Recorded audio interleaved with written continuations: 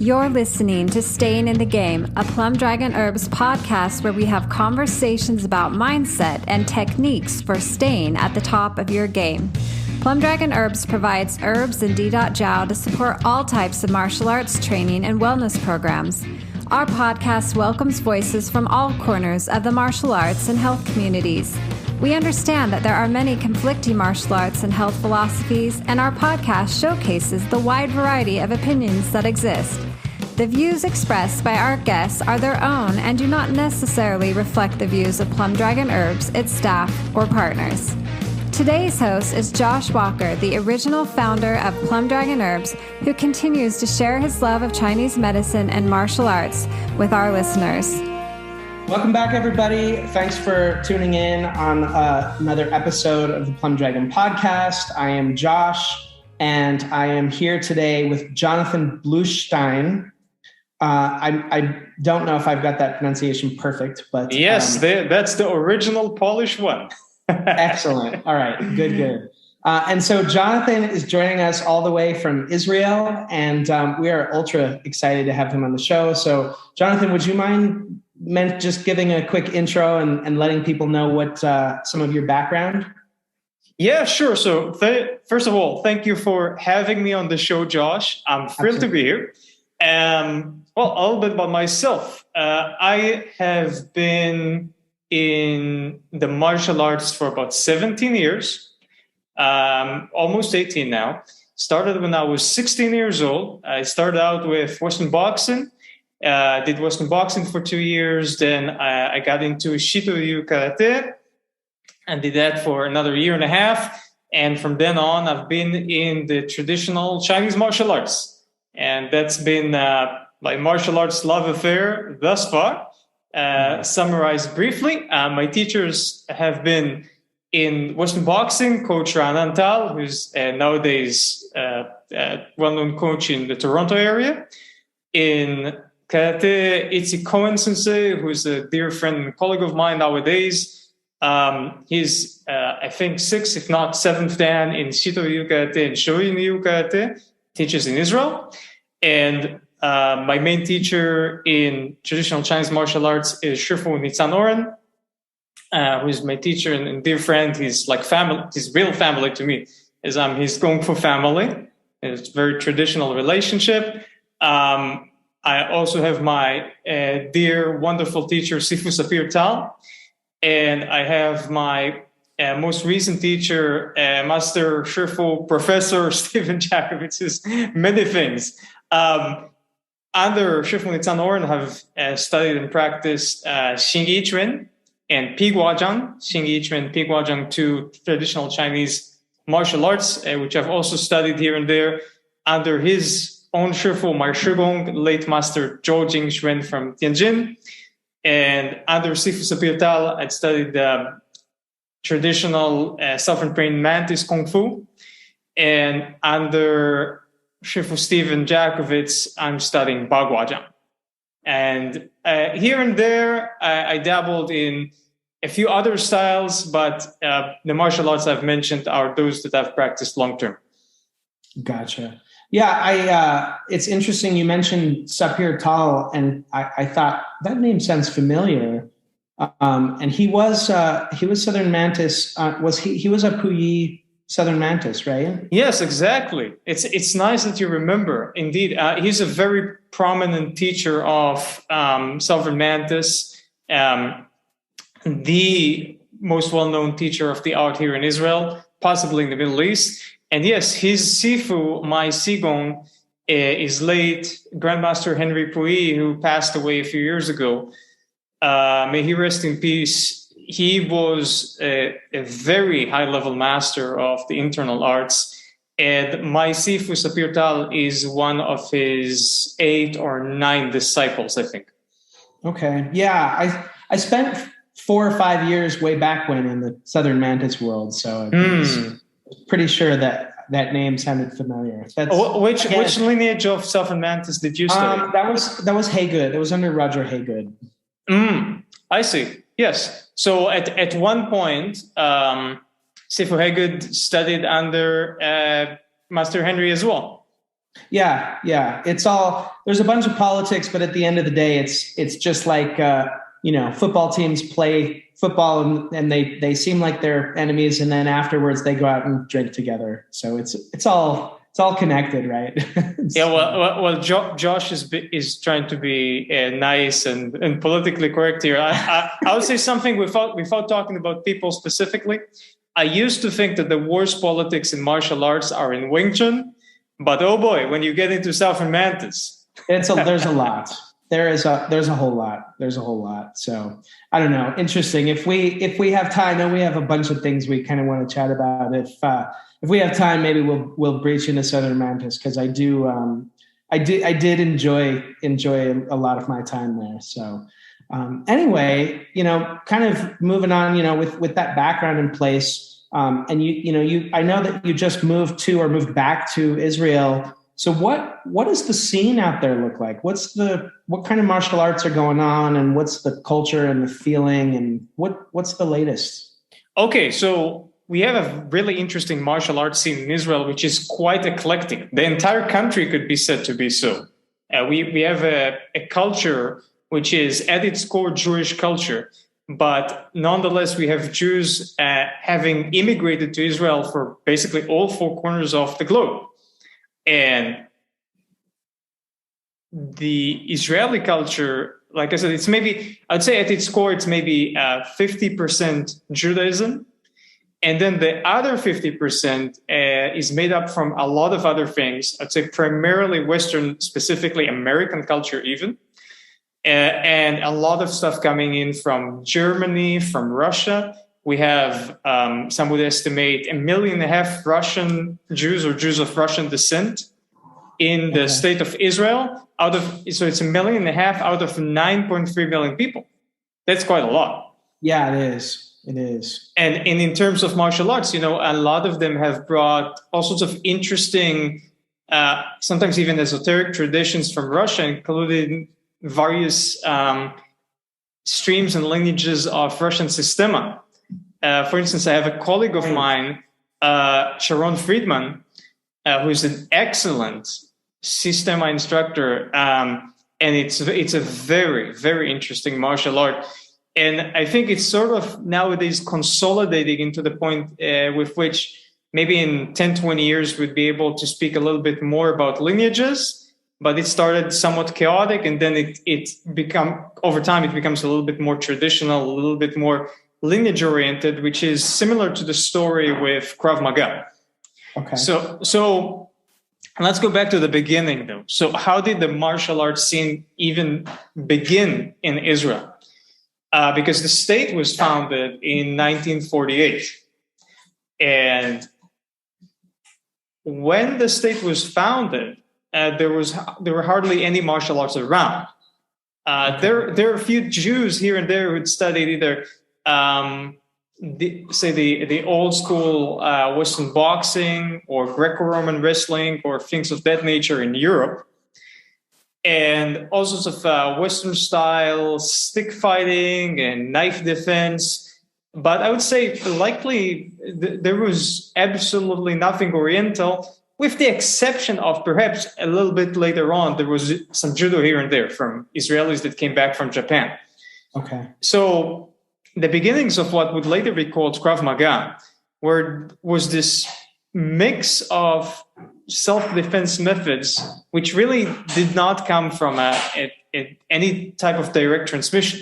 So basically a bag of tricks that were collected and taught to Israeli Defense Forces, IDF soldiers, in order that they could have something in a hand-to-hand combat scenario. We're talking in 1948, albeit these things still happening, it was less common. People have firearms. So how did people fight hand-to-hand? Well, primarily they just winged it.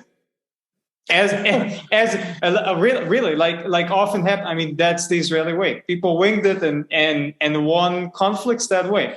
And that was, say 1948 to the 1960s, maybe even mid 1960s.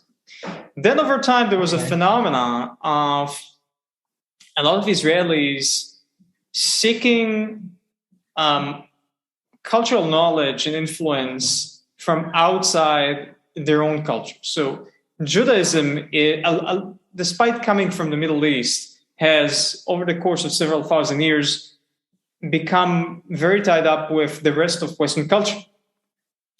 And it has this point of view from its Judeo-Christian culture. And Israelis are naturally very curious and inquisitive, and there are, tales and myths and cultural folk stories about, the lands far beyond. And the Jews have actually reached China a very long time ago via the Silk Road. So there were Jewish communities in China, I think, way back even in the 5th or 6th centuries. Wow, I did not know that. Yeah, so they're always small, but there were still Jewish communities in China when World War II broke out. Okay. They didn't keep in touch for the most part with the other Jewish communities, but they were nonetheless Jewish. So the Jews had a conception of, China and Japan, these things sort of exist. And their interest in them was purely cultural. It was not religious, and it had nothing to do with business or money. So people traveled to the Orient, and the most accessible country at the time was Japan. And you had this sort of, like this cultural phenomenon of a few dozen Israelis who traveled to Japan. And I don't know how that happened, but essentially a lot of them got into martial arts. Most of them even. Most of the people who traveled to Japan without the intention, religiously, nobody traveled to Japan for religion. Business-wise, there were occasions like that. But whoever traveled to Japan for culture, the greater number of them got involved with martial arts of some sort. I think the first was Moshe Feldenkrais.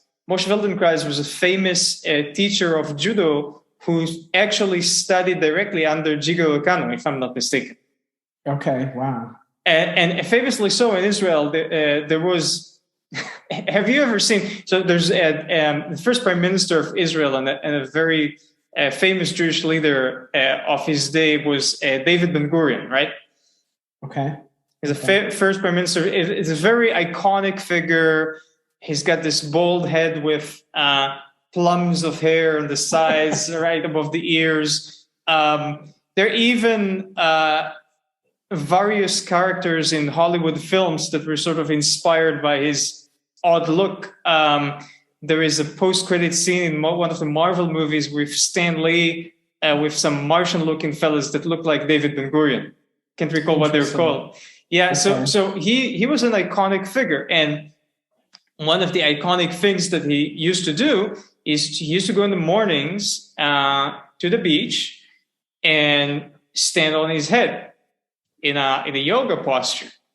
And this was taught to him by Moshe Feldenkrais, the famous judo teacher, who was, well, the two met, and Ben-Gurion who's a brilliant politician, a statesman, and an historian. And he was many things. He was nonetheless a person who was in many ways disengaged with the physical experience of his body. He worked very hard in the fields and as a farmer on occasion, but he never had any physical practice. So he asked Moshe Feldenkrais sensei, who, by the way, I think wrote at least 2 books on physical exercise, one of them purely about judo. He asked him, what can I do to benefit my body? What kind of exercise? And they talked a little bit, and Ben-Gurion, like the typical would-be student, is like, nah, this is too difficult, this do this, this do that. And finally, Feldenkrais told him, you know what? What's that one thing that you don't know how to do? And Ben-Gurion thought for a second, and he said, I don't know how to stand on my head. He said, you know what? So that's what I'm going to teach you. So he had the prime minister of Israel go to the beach every day and stand on his head for a few minutes. And there are several pictures of him in that posture. And there are statues around Israel of Ben-Gurion standing on his head in the yoga posture. This was so iconic. Okay. Yeah. That's a neat little story. Yeah, so people knew that the person who taught him that is Moshe Feldenkrais, is this judo sensei. So later, as people came back from Japan, and they start bringing in those Oriental martial arts, primarily judo. Kyokushin Kai Karate was very popular, Shotokan Karate, and of course these people commingled with the political interests of the local Japanese sensei, who were very eager to have someone represent them in the Middle East. It was like, far and away, the other side of the globe. Like, well, I'm going to have a representative there. So very, very quickly, sometimes, within a year or two of training, they already became the official representatives of an entire organization in Israel. But nonetheless, they did not disappoint. They would either go back to Japan to train, or they used to bring the Japanese teachers over. I think most major streams of Shotokan and Kyokushin Kai Karate are well represented in Israel as a result of that. Another interesting import, I think already in the 70s, is Bujinkan Ninjutsu. Oh, yeah. So I think 2 or 3 of Hatsumi Sensei's earliest Western students were Israelis. Okay. And so lots of like Japanese and Okinawan kind of influence coming in. Yes, later still, there are Israelis who went to Okinawa and studied under the likes of, say, Moyo Igauna Sensei and other teachers, and brought those streams and lineages of Okinawan karate to Israel as well. Later for Europe, arrived Shito-ryu karate and more styles. The Japanese arts came later. And they came initially from Israelis who went to Taiwan, because China was sort of closed up, and it was difficult for Westerners to get to China until the early 1990s, right? Right. Okay. And then they start sipping in until, nowadays, if you ask me, we've got most of the more common martial arts styles out there. You got at least 2 or 3 lineages of Southern Mantis. You got Xingyi-chuan, Baguazhang, Taiji-chuan, many, many different lineages. Many other types of Japanese, Chinese martial arts, Filipino martial arts are abundant. And Israelis like martial arts. And it's actually, I would say that a very high percentage of men in the country have practiced either judo or karate, typically these two, when they're young. And as of the past 15 years, Capoeira is becoming extremely popular among children. Okay. Yeah, it's all over the place. Like, you see schools with hundreds of Capoeira students. Interesting. Yeah, that is kind of neat to see that, over time where the trends go. And Capoeira also, I know in the last few years, has been gaining some popularity in various areas in the US as well. So I wonder if there's something about the newer generation of kids that attach to it a little bit more strongly, or whether it's just, trends. Well, if you ask me, and actually I just thought about it, there are at least 2 very good reasons for Capoeira catching up in a place like Israel. So first is generational, and the second is cultural. Israelis tend to be unruly. And they like to, they do. They don't like laws, and they pretend to follow laws, but they don't. And in many ways, they're libertarian. They don't profess it. They proclaim, like some of them at least, that they obey whatever the government says, but they don't really follow laws or rules or orders. And it's a nation of, we're not all Jewish here. There's also substantial Arab population, but in that respect, they're like the Jews. These are people who like to improvise and create and do their own thing.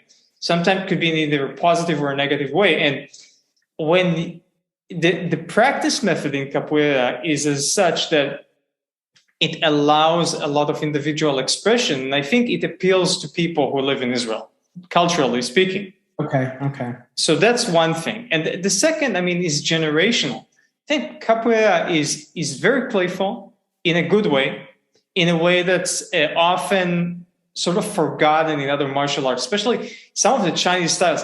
In many respects, you could say that Capoeira is opposite of Southern Mantis, of all lineages. It is in a lot of ways, both in its body structure and like way of moving the body, as well as maybe the the outward perception that you get of people when you're working with them. Mm-hmm.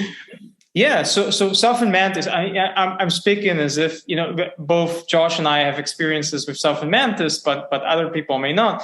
Southern Mantis is an extremely serious martial art.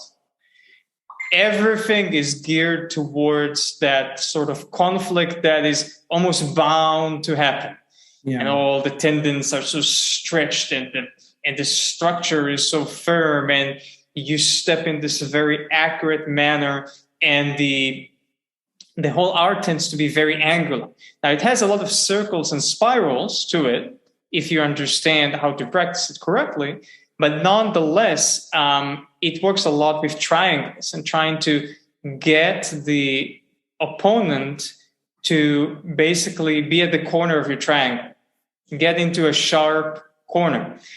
And it's very precise, and the movements can be very small and concise, and it's all and because of the way the art is structured, it tends to incline people into almost sometimes a cultish following. That's not true for all schools, but it happens often. It does, and it does have that. It's a very there's a very stringent way of, the curriculum is stringent and the body is stringent, and it feels, of course, when you're learning it, right, it feels very robotic until you can teach your body how to do it. So you're right. It's such a different contrast from Capoeira, where you have to just you almost have to be limp in almost a Tai Chi kind of way to allow your body to move. Yes. And we should say, it sounds like criticism, but not necessarily so. Southern Mantis does this to gain some very tremendous combative benefits, and it has to work in this very precise manner to the type of power that it seeks to produce, and the type of psychological state that it needs to induce in a person in order to fight the way that this system fights requires certain modes of practice. Whilst, again, in Capoeira, you're talking about something that, compared with Southern Mantis, is more akin, externally appearing to the lay people, like improvisational dancing. Yeah. Which in a lot of ways makes it feel, you feel more of a kind of, I don't want to say that Southern Mantis doesn't feel a brotherhood, because some of my best friends were my training partners from way back then. But you certainly feel connected in a different type of way when you train Capoeira with someone as opposed to Southern Mantis. Certainly. Southern Mantis, in all lineages, I dare say, has a very Confucian hierarchical structure to that community in a school or in a chain of schools. And then in Capoeira, the training modality is very tribal. Again, reflecting its African roots, right? Right. Yeah, which is very neat. And in its own respects, there's always a lot of benefit in doing things with a certain mindset, because you appreciate that mindset. Right? Mm-hmm. So I said, sorry, go ahead. I just want to summarize that. I said one aspect which I think attracts Israelis to Capoeira is the cultural aspect of the way in which Israelis prefer to have their self-expression come about without too many rules or regulations. And the second one is a generational aspect, which we have a younger generation that feels that they want to be somewhat more playful. And I think Capoeira delivers much better on that front as compared with other martial arts. Right. That makes a lot of sense. That's actually, that cultural piece is a really good point too. And I'll add a small comment, which is also particular and extremely interesting, is that Capoeira caught up very well in Israel among the ultra-Orthodox communities. Interesting. That, I don't know if I would have expected that one as much. No, it is completely unexpected. And I think that, somehow, I know at least one teacher, Maestro Kasiki, who's very well respected. He's a Brazilian capoeira master who converted to Judaism. Okay. And So what's the religion in Brazil then? What do they practice then? I would assume that the majority of Brazilians are Catholics, but I've never been to Brazil, so I cannot generalize. But Gotcha. I'm just curious. Yeah, the guy. So he's a really big Brazilian guy. He's like probably 6'4". Used to also be a local boxing champion. I met him a few times. So he became an ultra-Orthodox Jew in Israel, and he and some others like him who were born Jewish, who studied capoeira, because of their being ultra-Orthodox Jews and being parts of those communities already, they were more easily accepted as martial arts teachers. Okay. As opposed to, say, a secular person. Secular people and ultra-Orthodox people in Israel could respect one another, but I'd say the ultra-Orthodox would be a bit more suspicious if a secular person came from the outside to teach something that's kind of weird, you know? Yeah. And less likely to be accepted. Exactly. And somehow these several capoeira instructors and masters managed to sway large numbers of youth from ultra-Orthodox communities, and it became a phenomenon since, I'd say, the past 10, 15 years, and it has been enormously successful. I just came back from the park where I train and teach a few days ago, and there's an area, with bars where a lot of people do all sorts of strength training, and I was seeing like 20 Orthodox guys in their late teens, early 20s doing capoeira. Oh, cool. Okay. That's neat. That's really cool. Being in the spending my whole life in the U.S., I see the stuff here, and it's like, U.S. and China and U.S. and Philippines or whatever. But to hear about Brazilian arts ending up in Israel with a Judaism type, like religious background there, or kind of feel to it is, it's an interesting thing. And I wonder, I would be interested sometime in looking these people up, because I would guess that kind of cultural difference has some level of influence in the art over time, right? Potentially so. I mean, speaking of Brazilian arts, there's several more styles that are worth mentioning in Israel. Of course, we can talk a little bit about Krav Maga, but Brazilian Jiu-Jitsu has been steadily becoming more and more popular all over the world, but also in Israel for the past 20 years or so. And there are several direct students of the Gracie family and the Machados, certified by them to teach. And, given the politics, also a few people who are not certified but are still teaching. Of course.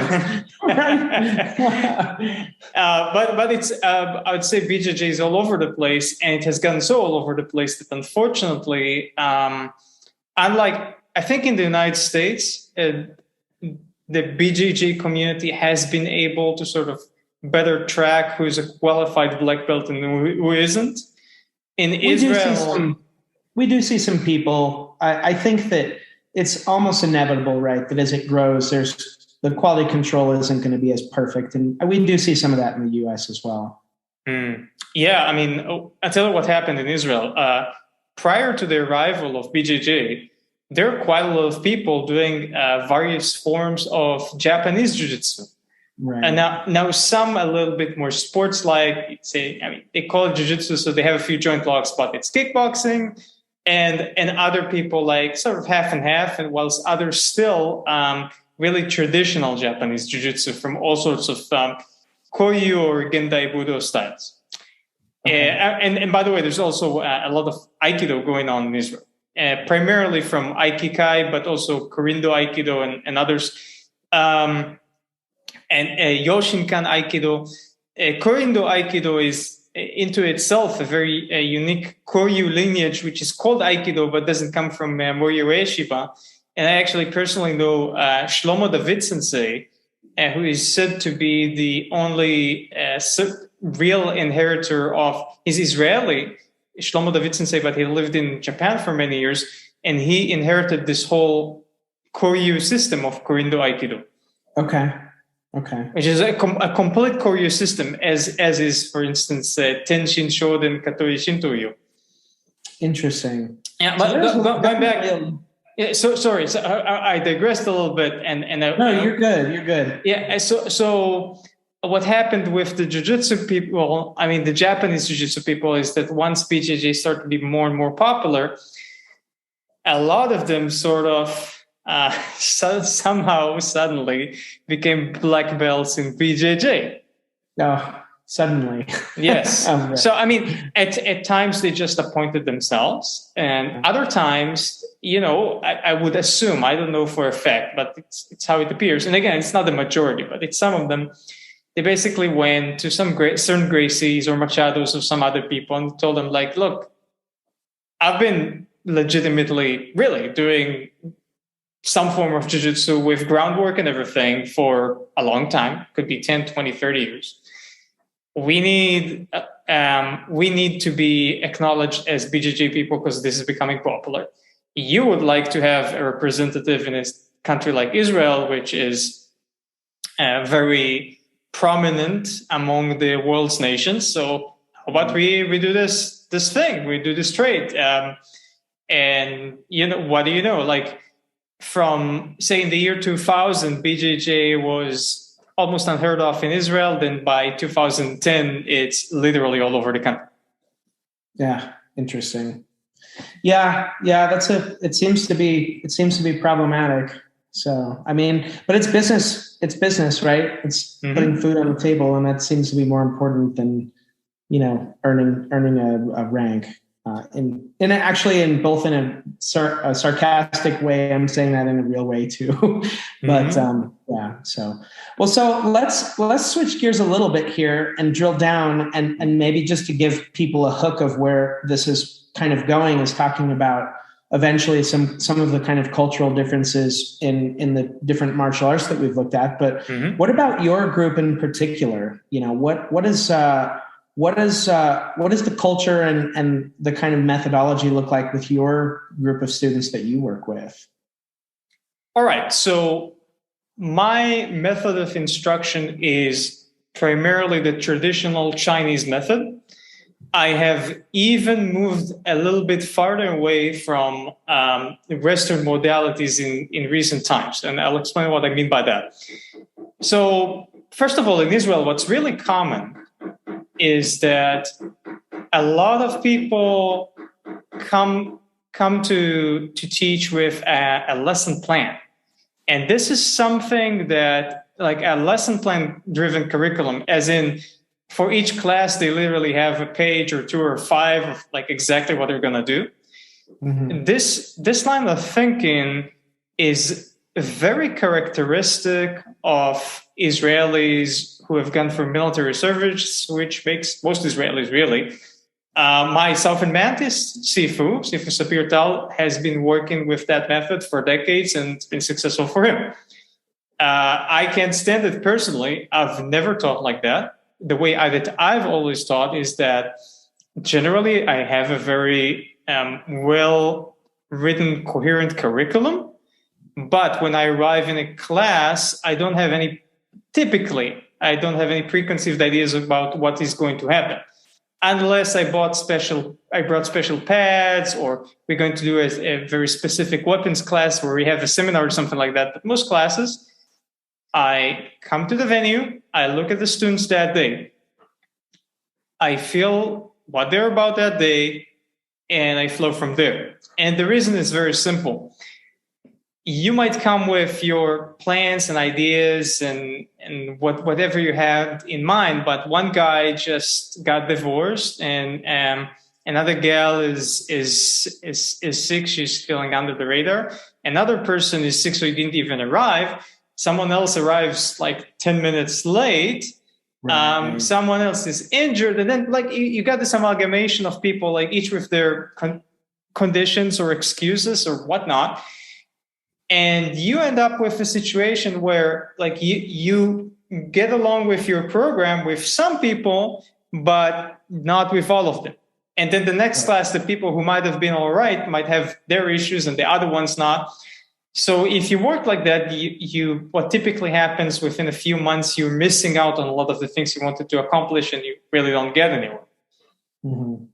And now the more difficult route to work with is that you have to do a little bit more for personalized training with each of them, albeit studying in a group.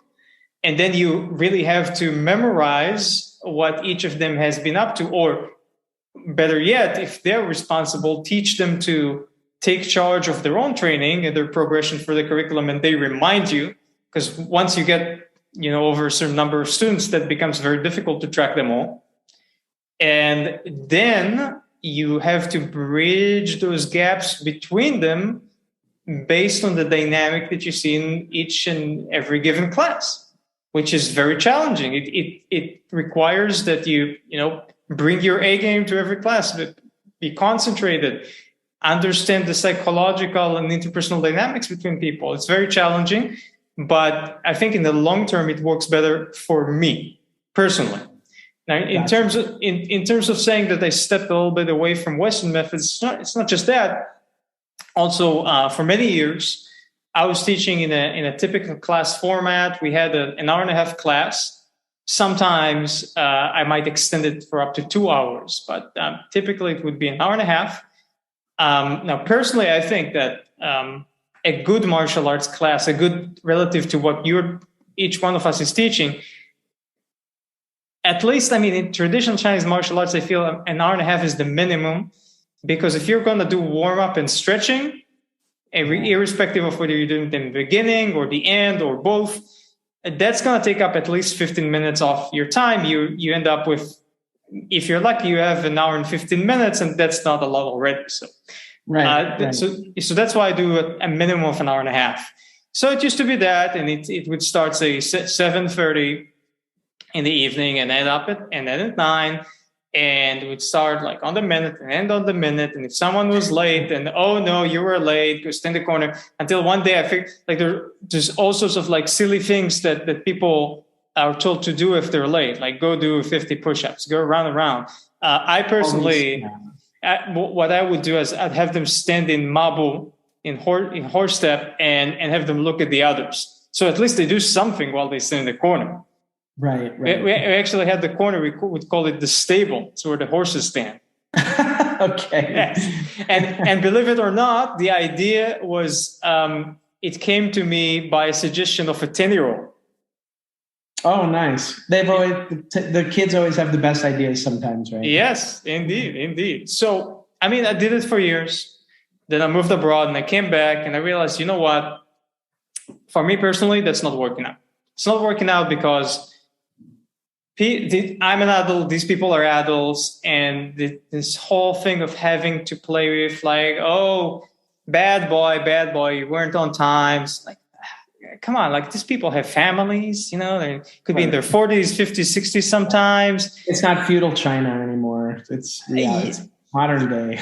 Yeah, so I transitioned into the model that's actually very common in China, and was what was the case with my Shugong, my teacher's teacher, late Master Zhou, which is the traditional teacher is at the park, and given span of hours. So, for instance, I'm at the park Sunday to Thursday from 7 in the evening to 9:30. And then I'm also at the park on Fridays, 9 in the morning to 12 noon. And during this... It's like an open class almost. Exactly, yeah. I'm at the park. You arrive when you can for however long you can. Even if you just drop by for 15 minutes, that's also training. So that's better than nothing. Right. But a lot of times people come and they would stay for the span of the entire 2.5 hours. Yeah. And I'm just like that. That's nice. Of course, this is not feasible for everybody because that takes a lot of hours out your schedule. If you're a full-time professional, you can do that. Not everybody can. So I'm not judging anybody who's working via a different paradigm. I respect what you do. It's what has been working for me personally, and I just recently transitioned to that modality, and I prefer it. Yeah, no, I think that's a great way to do it, especially when it's in a class setting and people are busy, and scheduling things can be very difficult. It makes sense to take away some of the stress and pressure of like, oh my God, if I'm late, then, there's going to be this, I'm going to have to do this like punishment. Mm-hmm. And, because people want to train, and there's traffic, and there's, supervisors who want things done at the last minute. And I think that makes a lot of sense. It shouldn't necessarily be a punishment. So. Yeah, when we have this dynamic around students being late, and I'm not saying people should not be late to meetings to the best of their ability. They should respect others and other people's time. And this is a bit more of a stressing issue in the United States, where people believe that time is money and it's part of the culture. It's a big thing. But I mean, nonetheless, it creates bad blood between people. So imagine the situation of me being in my mid-30s, and you got a student who's in his 60s. Like, I could be his kid, right? Right. In real olden times, I could maybe be his grandson, and I am sort of like gonna punish him for being late. In some ways, it's sort of ridiculous, right? This interpersonal dynamic. It is. And then if you're older and you end up punishing younger students, then what happens? You tend to attract those people who actually like, punish me, sensei. I like being punished. So, I mean, they're looking at the romanticized, version of it. Yeah. And when it's between opposite sexes, that can be even worse. Yeah. Yeah. That can create. True. Yeah, that can create some really problematic tensions. And I've been there. I've been a place where, you work with a female student, and she's otherwise fantastic, but you start noticing that maybe you're applying those techniques and she's cooperative in a sort of risky manner. Yeah. And you're in a relationship, but you're getting some very strong signals there, and you have to be very careful. Yeah. I remember I did, when I was studying Jeet Kune Do, we did a little bit of groundwork. It was like a percentage of the population.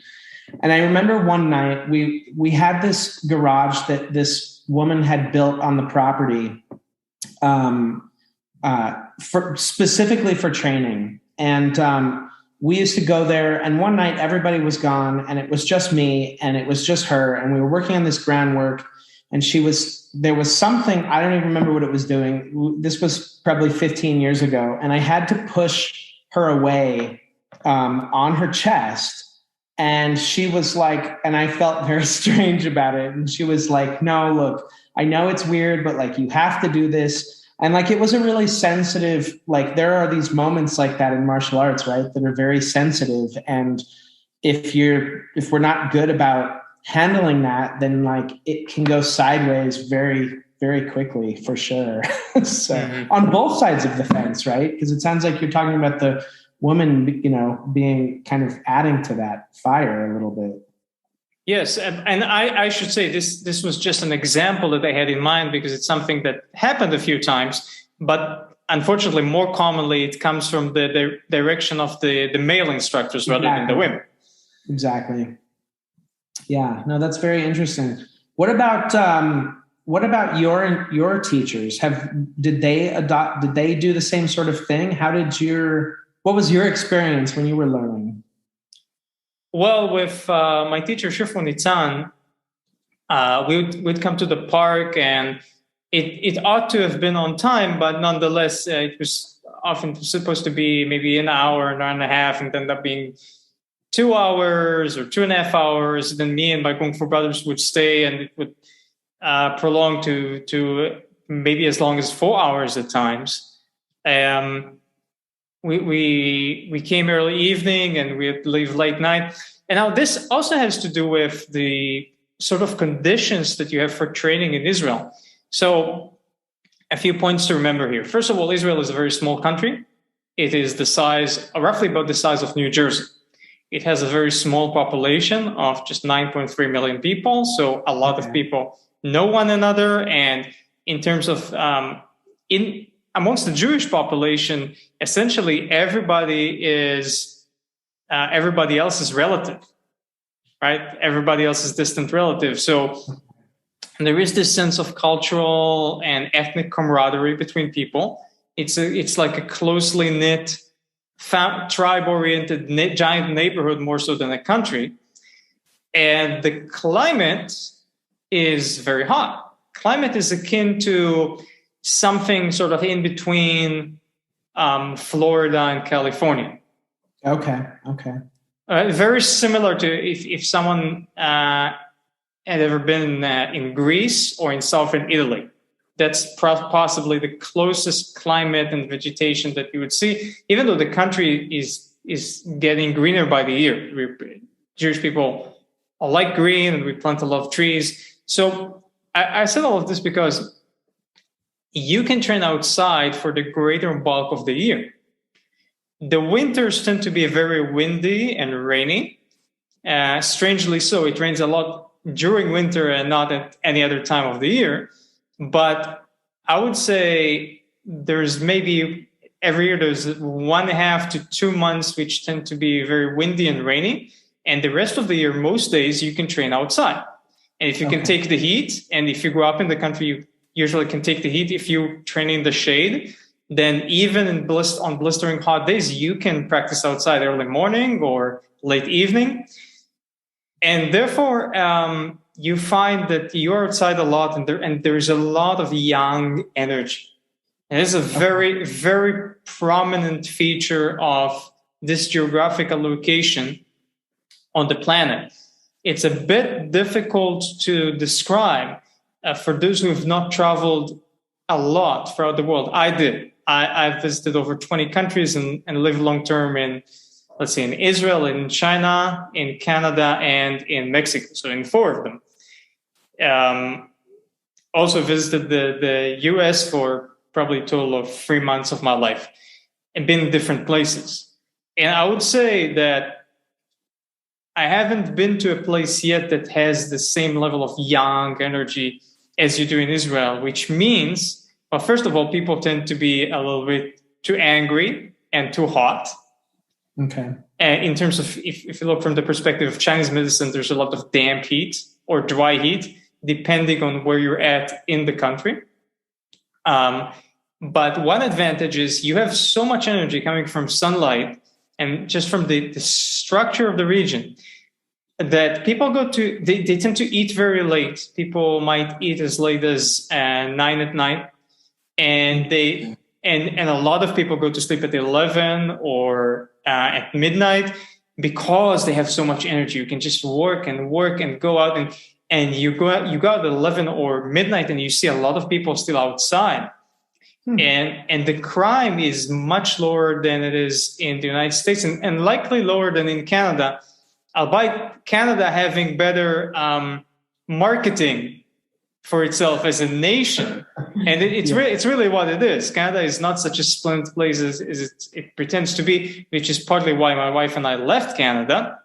And there are many other reasons. But, and no disrespect to the wonderful Canadians. Yeah, I'm talking about the nation, the government, things like that, and the climate. But in Canada, there's a lack of energy in many places. I remember coming for the first time to Toronto, and we lived long-term in Toronto. The feeling is as if you just stepped into a graveyard. Interesting. It's not, again, compared with my homeland of Israel, it's a very different feeling. And you don't have nearly the same level of energy. So this is why and how, you might come at 7 p.m. and you might train until 11 in the park because you've just gathered all this sunlight energy throughout the day and you're just driven and you can do it. and it gets dark, but the darkness doesn't put you down. And because the crime is low, people are not afraid to go outside. In most places, people are not afraid to walk outside, even in 3 a.m., 4 a.m.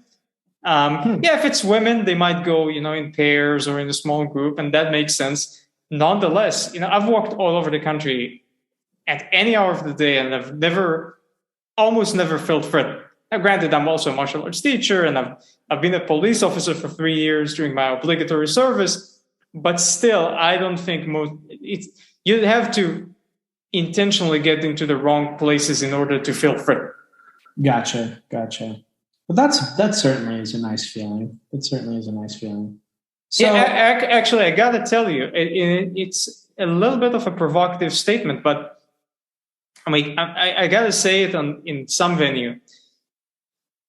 The American people feel that America is a free place, and in many respects, it is.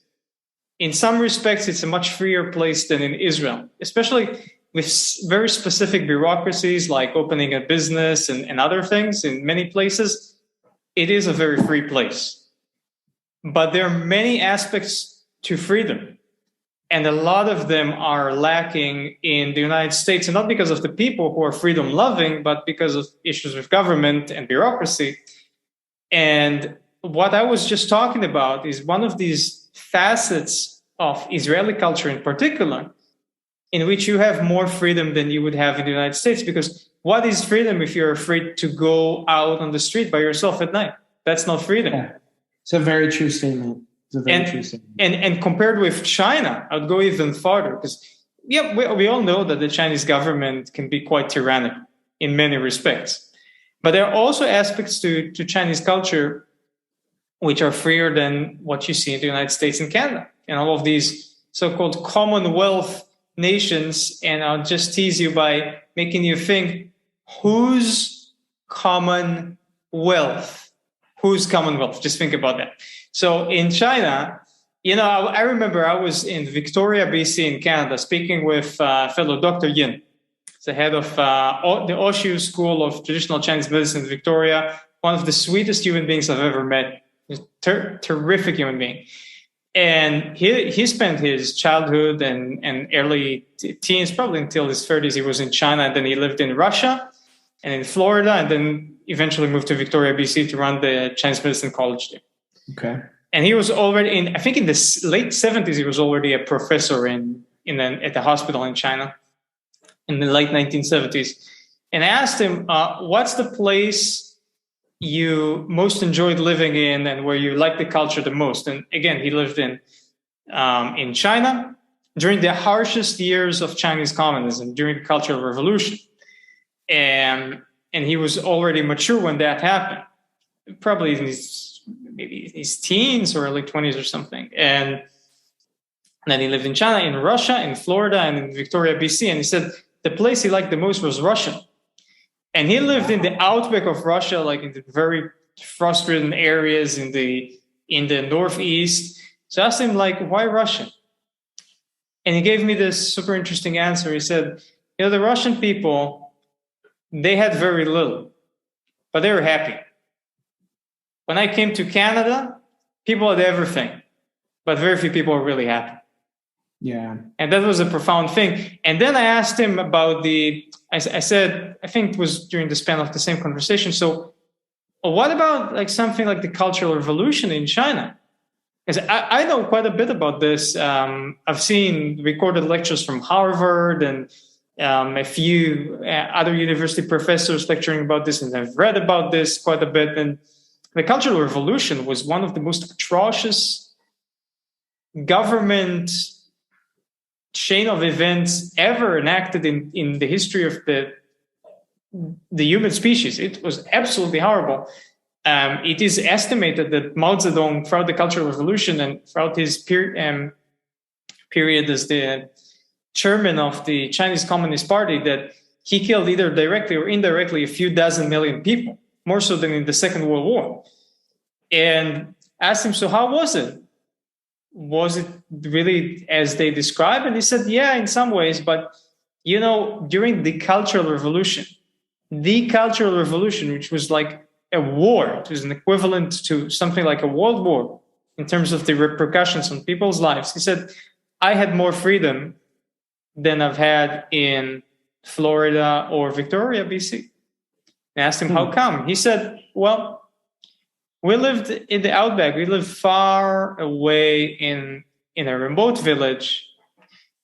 And the government officials would come and cause some trouble, but they would come every few months. They might steal some money or they might humiliate some people. Okay, it was horrible. But all the rest of the time, we never heard from the government. We did whatever we wanted. We had utter and complete freedom. So what is freedom, you know? So and the martial arts communities are in many ways shaped by our perception of freedom. We digressed into this topic, but it's super interesting, I think. If you think about the implications and ramifications of insurance in the United States and nowadays also in Europe, and what this has done to the martial arts community. So first of all, if you want to start a martial arts school, you have to take into account this aspect of insurance. And if you want to teach people a martial art with full contact practice, then insurance is going to be way higher. Yeah, and there's a lot of liability there. Exactly. And if a student gets injured, and it could be an accident, it could be nobody's fault. One student, two students get injured. Okay, it happens that two students can get injured over 5 years. Not in a major way, you know. Someone's got a torn meniscus and one had a dislocated shoulder. If you have a lot of full contact, that happens. It just happens. Could be that someone wanted something from insurance from like a hematoma around his eye. He got a black eye, you know. It might not be serious at all, but he still, you know, sued the insurance to get some money. And now your insurance is ramped up, and that affects the amount of money you're going to take from your students and the way that you're going to teach your martial art in class. And it's all due to the legalization of society penetrating the sphere of martial culture. Yeah, it's big. It's a big thing. It all boils down to business again. So yeah, again, is that freedom? How much freedom is that as compared with, for instance, my wife and I just returned from 8 months in Mexico. Okay. Mexico can be a dangerous place, all right, in many respects. There are cartels in certain areas, so you have to know where you go.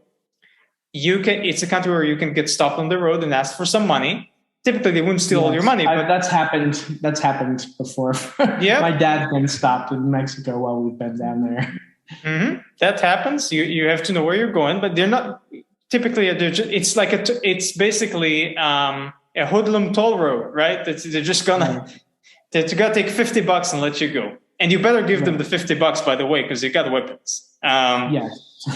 Yeah, they got firearms there. And so you don't want to meet with the cartels, or you don't want to meet them on the road. And certainly you don't want to meet bureaucrats in Mexico, because that's going to be the end of you. You're just going to kill yourself. The worst bureaucrats in the world. and they all over the country, they have a very serious water pollution issue. You get stomach poisonings left and right. It's very easy. If even a droplet of bad water touches your lips, you're going to get nasty poisoning. Oh, wow. And you bet, like, if someone hears this, that you're planning on going to Mexico, go, because it's a wonderful country. Please take your Chinese medicines with you, because it's going to save your life. Okay, so all that being said and considered, and there's some risks and dangers, Mexico is a much freer country than the United States. Because there's a lot of these tangible ideas of what makes freedom, right? But there's this whole philosophical discussion that can take place, right? That's like, well, you know, I think one of the best examples you had was being able to go out on the streets in the middle of the night and not worry about things. And that's not a freedom that you put into a document, right? And say you're allowed to go open a business, you're allowed to go outside, but if you are restricted in that way because it could mean that your life is in danger, then there's a very real argument there that there's a whole list of freedoms that are less tangible than just writing down and saying we allow our citizens to do these things. Yeah. If we think about martial arts as a sort of a political statement, again, without actually getting into specific politics, this or that figure or character or ideology, martial arts are in a way a libertarian statement. And I'm not saying I'm necessarily libertarian, at least not fully, but they are a libertarian statement because they value freedom over safety, like the Mexicans. That's the most prominent feature in Mexico. Like you go to Mexico and what you see is, first of all, like I go to that comparison again, I'll go back to martial arts in a second. When my wife and I lived in Canada, the government corresponds with you on a weekly basis. It's sickening. You get emails and letters, and it's like, go away, government. They're like a naggy mom. Come on. They wanted to talk with you all the time. Okay, my wife and I got to Mexico. First time we met the government is when we got in. Last time we met the next time we met the government is when we got out. And we came in with a tourist visa for 6 months. We got out after 8 months. You think anybody cared? No, because freedom. Nobody cares. Nobody, come in. Bring your foreign money. Why should we care? And you see little kids going about playing with fireworks and firecrackers. And the dogs, everybody's dogs go about everywhere without a leash. And guess what? They're not attacking anyone. So freedom over safety. And I think that martial arts do make a statement that essentially you are going to practice something dangerous with somebody else. Any real martial art has a dangerous component to it. And if you're going to accept it, that means you accept, at least it doesn't have to mean that you're libertarian in your political perspective on society, but inside the martial arts school, you are libertarian because you value freedom over safety. Yeah. That's a really good point, especially when I think about the way that things are in the US and you're not allowed to do so many things. Like, for example, seatbelts, right? It's a big deal nowadays to get caught without a seatbelt on. Like, in the US, they make such a big deal about it. And yeah, of course, seatbelts save lives, but people should be free to decide whether they want to wear their seatbelt or not. And so it's kind of this, you will do these things that will keep you safe. And you're right, that statement that martial arts makes is that we would prefer to do things that we want to do over the safety of being told what we have to do. So let me give you the in-between, like a third cultural perspective, which is Israel. It's quite interesting. So because you brought the example of seatbelts, in Israel, if you talk about seatbelts, nobody cares about the freedom versus safety sort of debate. What people care about is that in Judaism, human lives are the highest moral pivot. There is, for example, so if you're a religious Jew, then you keep the Sabbath day holy. You don't perform any work on the Sabbath. It can get as extreme as to the point with some Orthodox Jews, they don't turn on the light. A lot of them don't turn on the light on the Sabbath. They just keep all the lights open, or they have timers and such. Because the light goes to the power station. The power station uses fire, and fire is work. So they don't. It gets crazy. That whole long, Yeah. But nonetheless, if they have to save somebody's life, they would use any electricity and fire and work and whatever necessary, because there's this concept in Judaism with pikuach nefesh toche Shabbat. The observance of soul delays the Sabbath, because it can sort of push the Sabbath away. Okay. So in Israel, the debate concerning seatbelts is an entirely different debate, which is we need to enforce this thing with seatbelts to ensure that souls are not going to be wasted, because this is the highest value. Right. A totally different idea. But in Israel, you have sort of like the middle ground, and this also reflects in the martial arts community, and with respect to safety versus freedom. So I'll give you an example. Okay. The state has sanctioned that all martial arts instructors in the country need to undergo an official certification. There are a few schools around the country who have applied, and their standards, like the school must be headed by a doctor in the field of physical education or something related. You got to have someone who specializes in anatomy and physiology, teaches a number of hours a day. It even has to have like sports psychology for at least 5 hours, and the whole course typically takes around 250 hours.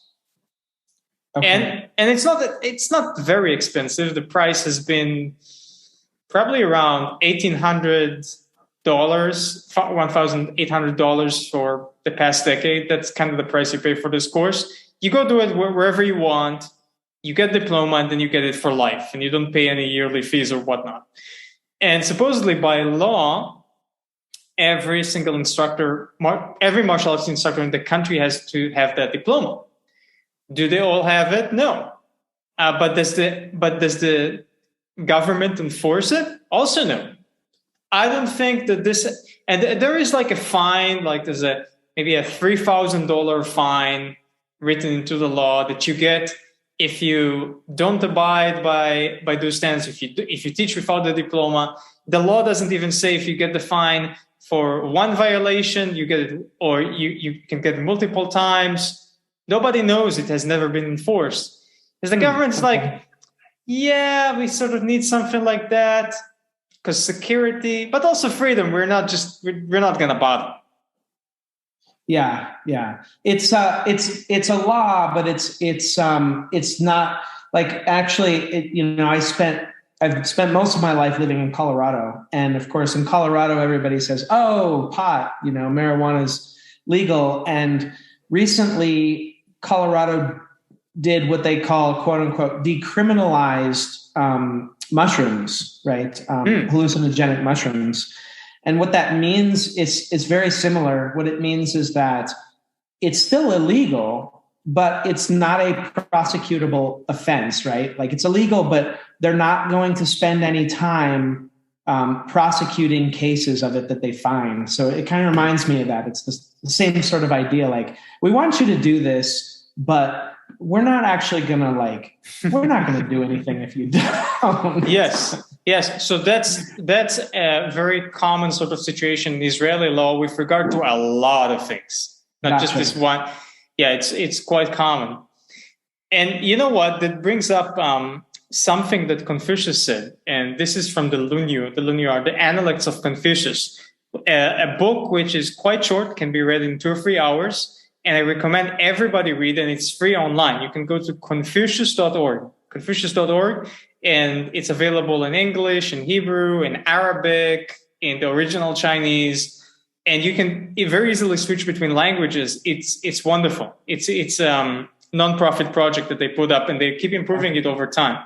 So the Analects of Confucius are collections of the core teachings of Confucius, which he did not write during his lifetime, but which his students over the generations have written down and edited. It's simple and straightforward in the sense that it's 499 small chapters or small verses, 499 verses, which are each either from a sentence to 2 paragraphs. It's very short.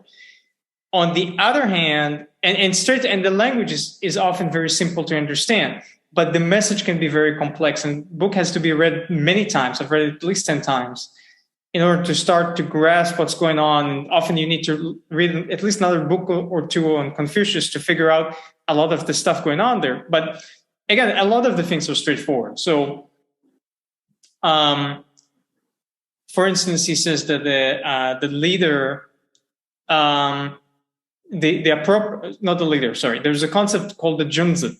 Junzi is the virtuous person. And the virtuous person in the community says is like the sun and the moon. When the virtuous person, the moral person, the junzi, commits an error or mistake, everybody can see because it's like the sun and the moon. But when he corrects his error, everybody looks up. Okay. So that's one example. Another example is, he says, when I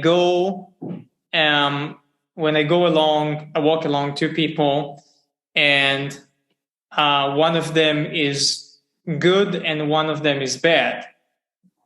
Then from the good person, I imitate what he's doing. From the bad person, if I think he's bad, I examine myself. So it doesn't say don't do what the bad person did, but rather think about why do you think that this is a bad person, which brings you into a whole different analysis of your own internal moral logic and moral compass. Mm-hmm. And one other thing that he says a lot of things. I quote him profusely in my books, especially in my book called The Martial Arts Teacher. If you want to go on Amazon, make sure to buy the second edition, The Martial Arts Teacher, which is a tome covering all of the core essentials of what one would require to be a decent teacher of traditional martial arts. So Confucius says that if you punish people in order to enforce the laws, then what you gain is obedience and people do what you want. But if you enforce the laws for personal example, then people don't only do what you want, they also develop a sense of shame. Okay. So this is the thing. So Confucius deals a lot with sociology and government, and a little bit with bureaucracy and personal psychology and other things of that nature. He is a people person. And he essentially says, if you're a leader or a bureaucrat or a prime minister, an emperor, doesn't matter. You can coerce people to do what you want, but you will not get their respect and you will not get them to improve as human beings. If you really want to do that, you don't do it for laws. You set up a good personal example.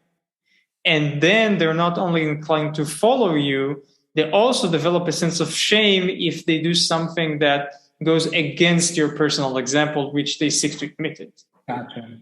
And this is very, very important for a martial arts teacher. Again, speaking of, this guy's late, how am I going to punish him? And all those silly dilemmas, right? And if you want to go down that route, I actually wrote, there is a chapter about this in The Martial Arts Teacher in which I explained the best way to go about it. If you have that format and people can be late.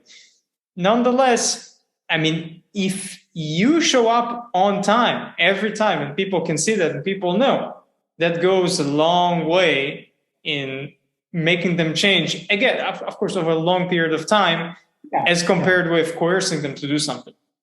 Yeah. Well, so thinking about this, and we're getting a little low on time here, but thinking about that idea, what you mentioned with your book and the idea, what about this view of teacher in the context of like Chinese martial artists, right? Obviously you wrote a whole book about it, but if we're going to chat about what a teacher is for, 5 or 10 minutes, what does that mean for you in Chinese martial arts? All right. So this is a very interesting topic. And indeed, there is a chapter in my book, The Martial Arts Teacher, called Shifu, the Chinese Teacher. Now, in China, there are two primary terms for teacher. Lao Shi. Lao Shi is a teacher like a school teacher, a generic term for teacher. And Shifu is a father teacher. So a Shifu is a teacher in the context of a traditional relationship. Some people in China and the West believe that in order for someone to be called a Shifu by someone else, then they must have entered a traditional relationship by ceremony. It has to be a very specific, special relationship. While some other people, such as myself, are all right with all of their students calling them a Shifu.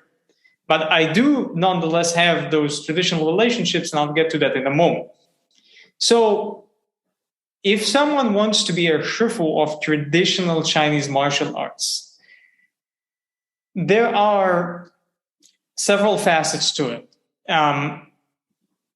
firstly and primarily, I think you have to possess a technical skill which is on par with a certain standard in your lineage, in your tradition. Now, what is tradition? I would say, roughly speaking, you could define it many ways, but something traditional, in my opinion, is something which has been passed down for at least 3 successive generations. So, say your grandfather invented a certain way to do carpentry, and then he taught your father, and now you are also practicing that form of carpentry which has been passed down since your grandfather, who was already practicing it for years.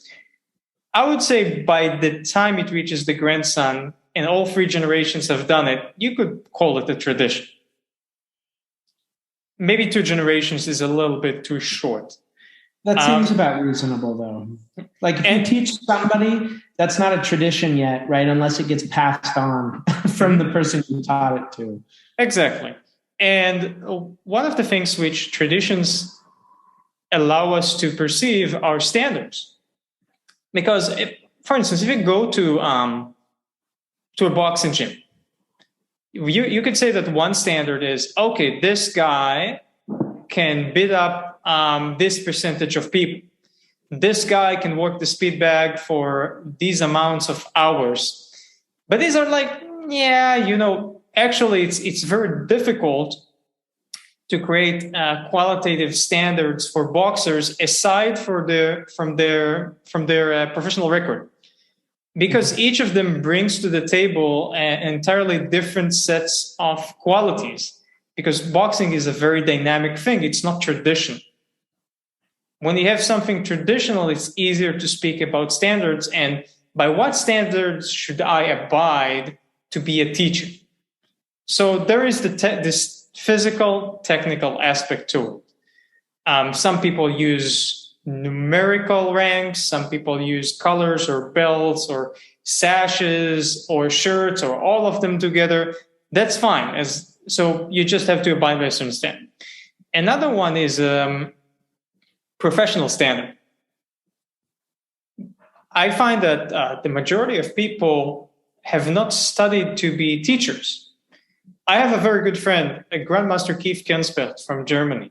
Grandmaster Kenspeth is arguably the most successful teacher, commercially successful teacher of traditional Chinese martial arts to have ever lived. His EWTO, European Wing Chun Organization, prior to COVID, they had 60,000 students. Wow. And have been around for 50 years. Or is it? No, it's 45 years now, I think. And they are very long-standing. They had the biggest student community. And over the years, they've taught hundreds of thousands of people, likely over 1 million people in total, all over Europe. They're really big in Europe. There's historical, political reasons they haven't gone much to the United States. So I won't get into that. But Grandmaster Kenspeth, one of the things he did is when the organization became more and more successful in the 1980s, early 1980s, I think it was, he rented a castle in Germany, made it his headquarters. He actually rented half the castle, called Langensiel Castle. And I think it's near the city of Heidelberg. And he created this venue for a full-time school for instructors, where people could come. For instance, Shifu Alex Richter, my colleague from New York City, who's got some big schools there, he came to the castle and studied there for 6 hours a day, I think it was 6 days a week, for 3 years. And he already had some background prior in Wing Chun and other martial arts. He was a black belt in Taekwondo, and he was professionally qualified as an instructor. Now, this is not a statement about the level of someone's abilities as a martial artist, and neither necessarily about a certain standard, technical standard, which is a separate thing, but rather concerning one's qualifications as a teacher. Now, that does not mean that if you haven't undergone a course as such or something similar, you're not a good teacher.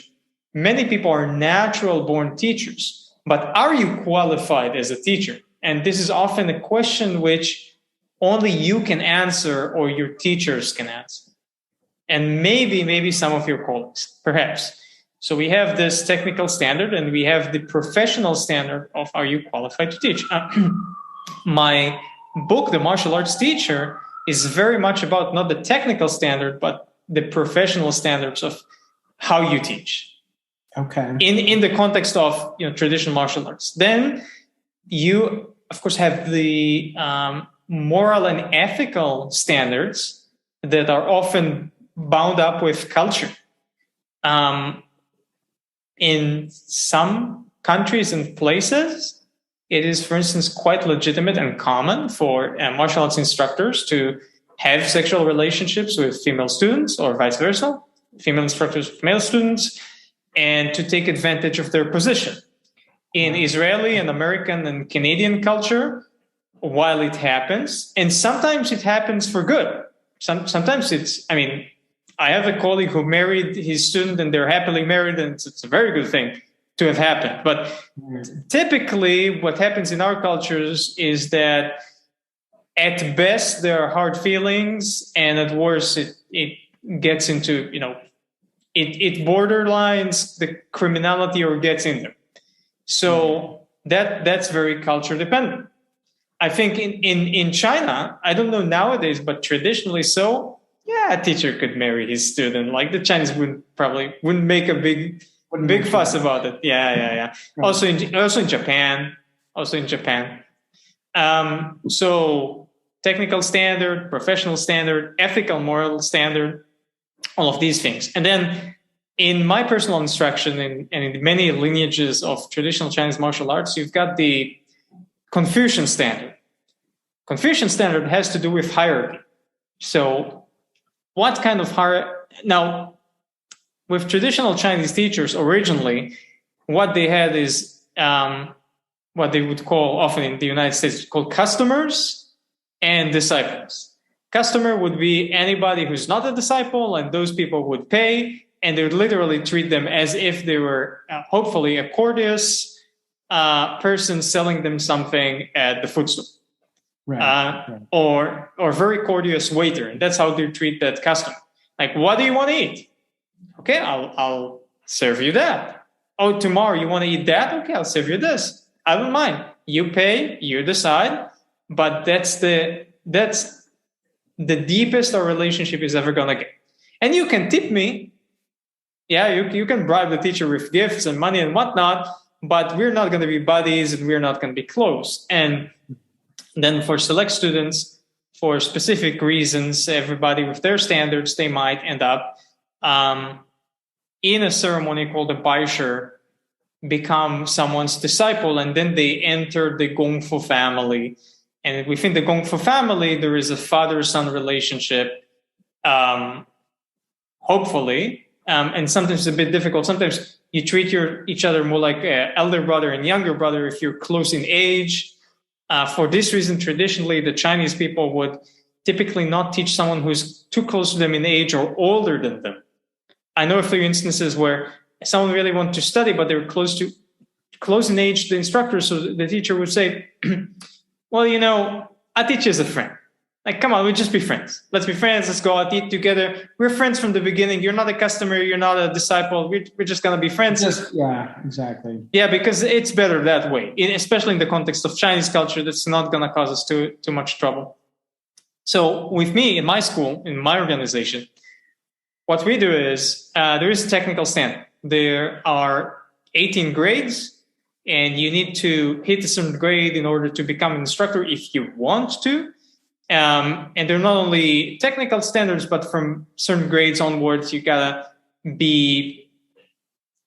to demonstrate a minimal level of scholarship. For instance, you've got to have read, say, 20 books and 50 articles about the martial arts. And I'm not going to test you on them. That's on you. But there are certain standards. I test the physical aspects, but I trust you. And, I sort of question you and we'll see how much you know. And I meet you every class, so I sort of know. But there's also in parallel with that, the family standards, right? The Confucian hierarchy. And whether or not you're going to become a disciple, well, in Chinese culture, traditionally, the student who's interested in discipleship is supposed to ask that of the Shifu. However, in the West, we have a problem with people most of them not being too familiar with that sort of culture. And even if they are, they typically do not know that they are supposed to approach the Shifu and ask.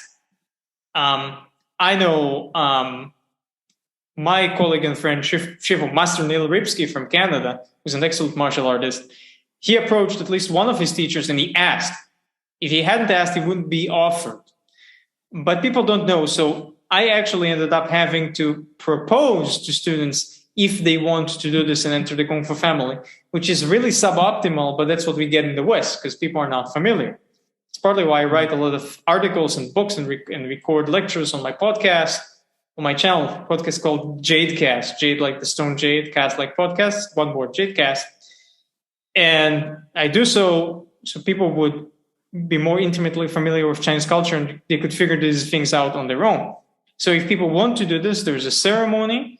They have to first abide by a certain minimal level of a technical standard to prove themselves. Then usually I would give them a challenge, a personal challenge that pertains to their flaws of character. I'll touch upon that in a sec. And then if they have proven themselves, there's a ceremony and there are many witnesses. I bring all the students. I try to bring as many of my Kung Fu brothers and teachers. And we take pictures and they are accepted as members of the Kung Fu family. But that doesn't necessarily mean that they would teach. Only if they are at the higher standard and they want to teach, then they would teach. They have to choose to be disciples, and separately they have to choose to be teachers, and they're not necessarily have to be both at the same time. Now, in terms of a test of character, so I'll give you examples for test of characters that I've handed out over the years. One person did not abide by it, two did. One guy was quite young. He was, I think, 18 years old, and he needed discipline. So I told him, no, if you want to do this, you have to prove, not to me, prove to yourself that you can generate discipline of your own volition. So we're going to set a benchmark. You are going to have to practice martial arts for 6 hours a day for a month, which is very difficult to do, especially when you're 18 years old and your hormones are raging. He did it. He practiced for 6 hours a day for a month, and eventually he discipled. And another guy, Yaniv, I think he smoked cigarettes for 20 years. And it was kind of harsh of me to do. It's not something that I would do with other people, but with him it was appropriate because of the kind of relationship we had. Again, this is my thing. This is not the test of character is something I added because we're here in Western culture and people need this. It's not necessarily something that even most Chinese teachers would do. Told him, look, you told me many times you want to quit smoking. He told me that first. It's not my idea. You've been smoking 20 years. There aren't going to be any smokers in my Kung Fu family. You got to quit smoking. He quit smoking, eventually discipled. He did it. He's very thankful that I helped give him that push, you know. That's fantastic. And then there was another guy, a third guy, I wouldn't name him. His test, for instance, was he had issues with losing weight. Now, he wasn't obese or anything, but he had those extra, say, 40 pounds that he needed to shed off. And he wouldn't be real skinny if he shed those 40 pounds. He'd be all right. And I gave him that test, but didn't work out. But he also, in the process of, he sort of swayed away in other directions. He's a musician, does other things with his life, very creative person. He did great for himself. But he saw that he's not going to abide by that standard, and that's fine. I wouldn't judge anybody for not, but you got, and you know what, if they came in and they said, maybe I don't want to do this. Maybe is this a good test instead? I might go for it. But they have to prove to themselves that they are worthy in order that they respect that sort of status that they're getting better, Gotcha. Well, hey, Jonathan, we are we're officially at 90 minutes here, so I think we'll go ahead and probably call it that in terms of topics. Did you have any final thoughts you wanted to throw out there before we finish this off for today? Well, you know what? In light of everything we've discussed today, I want to say that as a martial artist, my understanding of the martial arts benefited quite a bit from intercultural studies and intercultural exchange. I think that for anyone who would like to be a scholar of his craft, to be a true professional who understands where his arts came from, how they are seen and observed and function in light of the society in which he lives and other places, and how they really seep into and affect people's hearts, it is, in my opinion, essential to get that intercultural exposure. It can be done in many ways. The best way is arguably to go and actually live in other countries for at least a month or 2 months here and there, preferably 6 months or longer. But it can be had also from watching a lot of videos and reading and talking with other people and meeting people of different cultures and ethnicities, and sort of inquire how they see their own martial arts, or they see your martial art from a different perspective. And in particular, if you practice a traditional martial art, I think it is quite important to invest in the study of the culture from whence it came. It is crucial and essential, and especially with respect to Chinese and Japanese martial arts, it is a necessity, not solely for those who want to teach those martial arts, but also for those who have been practicing them for, say, at least 3 or 5 years and really want to understand them.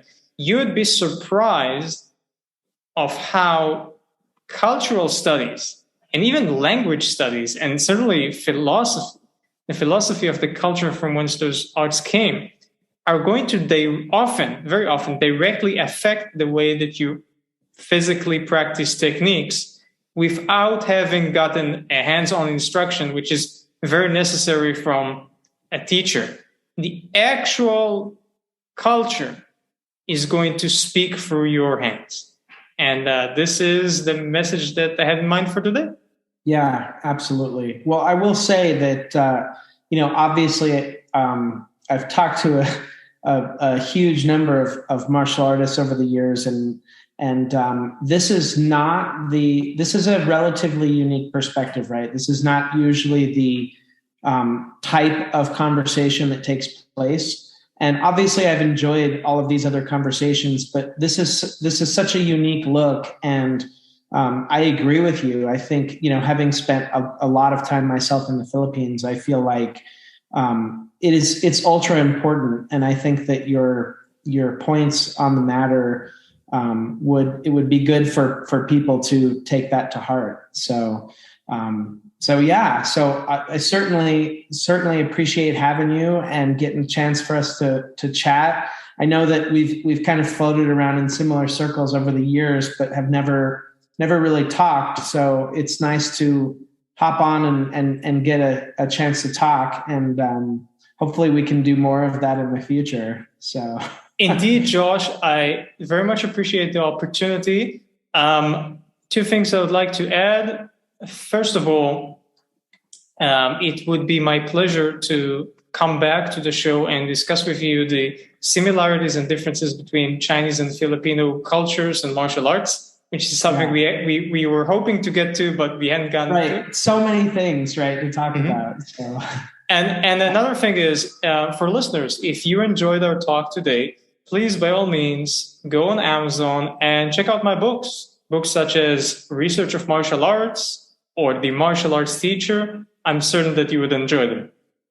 Yeah, and we're going to go ahead and post all that stuff up. I went on Amazon and took a look before we hopped on, and it's a very, very interesting and eclectic set of books that I think for martial arts scholars and practitioners would be very interesting. So we'll include links to all that stuff in the comments, and I certainly would urge people to go check that out. So we'll close up. If you want to do a part 2 and talk very specifically about those differences, I think that it would be quite an interesting conversation, and so we can certainly plan on that at some point. So we will make it happen. And listeners, if you have any further questions for us or either of us, then feel free to leave them in the comments. We'll answer them.